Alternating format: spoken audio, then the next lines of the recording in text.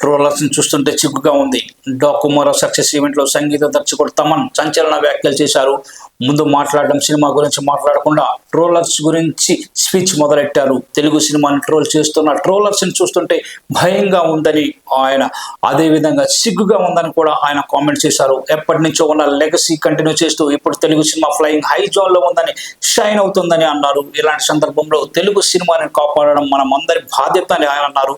అంతేకాకుండా నిర్మాత బాగుండాలని సినీ పరిశ్రమకు చెందిన ప్రతి ఒక్కరూ కోరుకోవాలని ఆయన అన్నారు. సినిమాలకు సంబంధించిన ట్రోలింగ్ చూస్తుంటే భయంగా ఉందని, అదే సమయంలో సిగ్గుగా కూడా ఉందని ఆయన అన్నారు.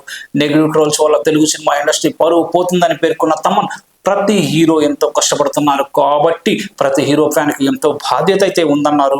తెలుగు సినిమాల మీద నెగిటివిటీని స్ప్రెడ్ చేయవద్దని ఆయన కోరారు. తాను బాలీవుడ్, మలయాళ, కన్నడ సినీ పరిశ్రమలకు వెళ్ళినప్పుడు అక్కడి వారు ఏదైనా మంచి తెలుగు సినిమా చేయాలని అంటూ ఉంటారని, కానీ మన వాళ్ళకేమో తెలుగు సినిమాలంటే చాలా చులకనంటూ ఆయన కామెంట్ చేశారు. తెలుగు సినిమాకి ఇతర భాషల్లోనే కాదు ఇతర దేశాల్లో కూడా ఎంతో గౌరవం ఉంది. ఎందుకంటే మన తెలుగు వారు ప్రపంచవ్యాప్తంగా నలుదిశల్లో వ్యాప్తి చెంది ఉన్నారని ఆయన అన్నారు. ట్రోల్స్ తో మన పరువును మనమే తీసుకోవద్దని తమను వ్యాఖ్యానించారు.